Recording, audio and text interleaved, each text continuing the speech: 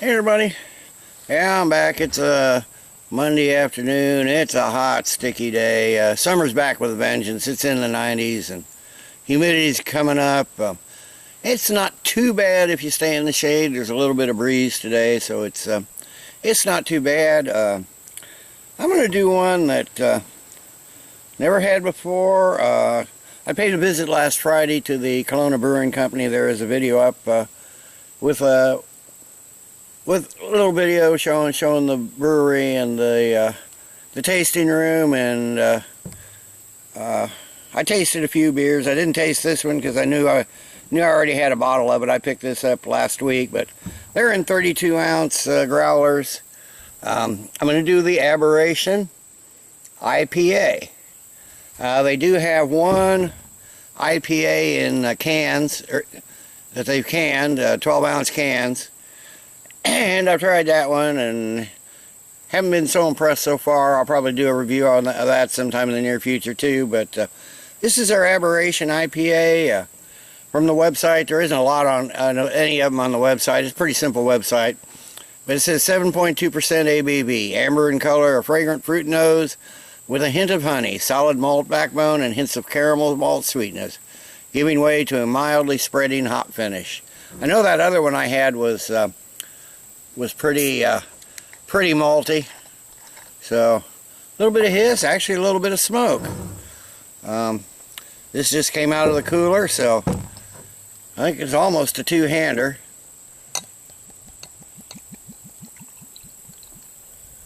Get her poured.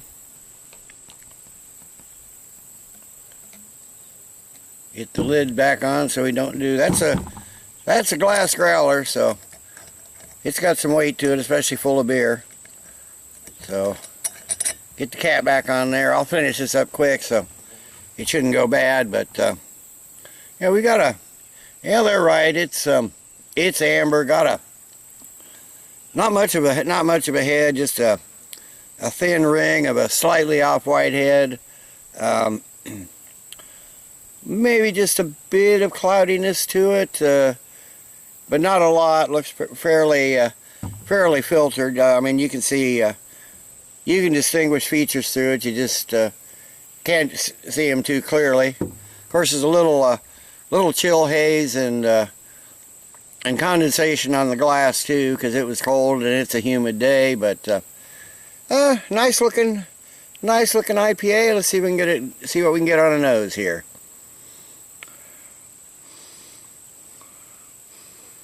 Mostly citrus, probably like maybe a little pineapple, maybe a little lemon, definitely some, just a hint of pine in there maybe, and definitely some light malt. I can tell this is going to be a Midwestern, East Coast style malty IPA.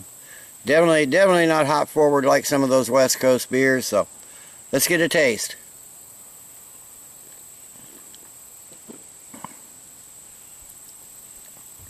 Yeah, it's not too bad. It's definitely better than that other one. Getting some nice grapefruit right off the front.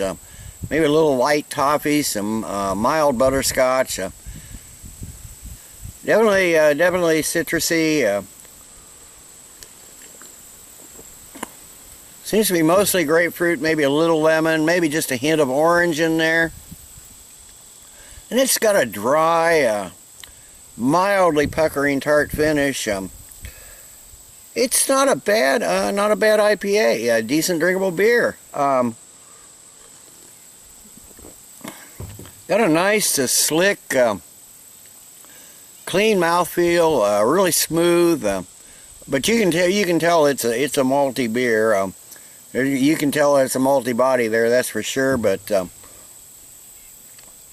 I'm not sure. They don't say the IB. There are two things. One is crucial. There's no bottling date on this, so I don't know how old it is. It'd been in the store, I know, a week or so before I bought it, and I bought it last week, so it's a 3 weeks old anyway. But I wish they'd put a bottling date on it, and there's no indication anywhere on the website or on the bottle what the IBUs are. But I'm guessing probably 55 or 60 IBUs. Not real bitter, but got a little bit of bitterness there, primarily on the finish. But not a ton of bitterness. It's mostly the sweet malty body, that's for sure. So let me sit. I will sit and sip on this a while, and I will come back in a while with the final thoughts and grade.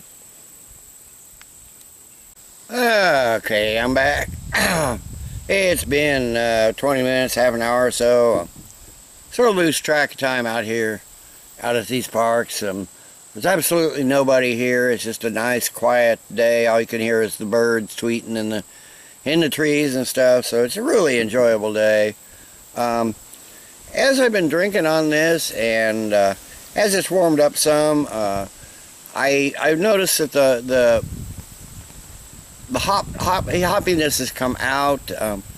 Not a lot of the bitterness, but the maltiness has receded a bit, and the hoppiness has come out. It's become a little more balanced. Maybe it's my taste buds getting used to it, but I'm definitely getting a lot of more of the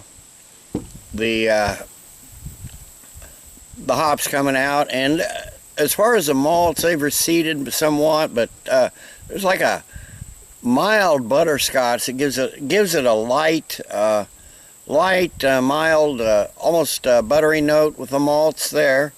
That is probably my main objection with the other beer I tried. There's such a much IPA that was in a can. I will review that, and I don't think it's. I almost had a hard time finishing a glass of that one. But this one, I'll tell you, if this came out in a, oh, I guess that's just stuff off the trees. Thought it was a bug. There's all kinds of little bugs and critters flying around. Horseflies, they bite like crazy, but hurt like hell for a little while. But been a few of those, but I got them shooed away before they stung me or bit me or whatever they do. But yeah, it's become more balanced, although it's still a malt forward Midwestern style IPA. My only drawback to it primarily is the bitterness. I think it could use a little, well, bitterness and the carbonation. It's fair. I never mentioned that before, but it's fairly not very highly carbonated. It's a pretty low carbonation to it, which explains, maybe, I don't know, could be because of the screw top lid, although it was taped shut. In this growler, it seems to not have quite enough carbonation, and I think, at least for my taste, it could use a bit more bitterness. But I'm still not gonna, like I said, the hops have come out, but really no more bitterness is coming out. So I'm gonna stick with my probably 55 to 60 IBUs. I wish they would put that on the bottle, and I wish they would put a bottling date on the bottle so you know how old a thing you have. And I imagine this is probably not more than 3 or 4 weeks, because Nick, the guy I talked to up there, he delivers them himself. They don't go through a distributor. So probably when they appeared on the shelf, that was the day they were bottled, or just the day before, but there's no way of really telling. So I wish they'd put they're going to get a little knock on that. For no date on the bottle, especially for an IPA. The other one I have is a coffee stout in a growler, and I might try that in a few days, because I kind of like to spread out my my brewers. But I'm going to give the Aberration IPA. Those glass bottles are heavy. From Kalona Brewing Company. I'm going to give it a good solid 8.5 out of 10. It's a decent drinkable beer. If this were available in a 6-pack of cans, I'd probably buy it occasionally. I really would. If they put the dates on the bottles, or on the cans. If there's no dates, I'm kind of leery of them sometime, but 8.5 out of 10. Darn good beer from a fledgling brewery. On the back here it says you are holding a bottle of discovery, a sensory adventure just waiting to happen. Open the cap, pour into a glass, admire its beauty, sniff the aroma, raise to your lips and savor the flavor of this fine craft beer from Kalona Brewing Company. And it says perishable after opening, so I imagine maybe if I seal it up, or screw it down tight, I might have a week if I'm lucky, but it'll be gone sometime today.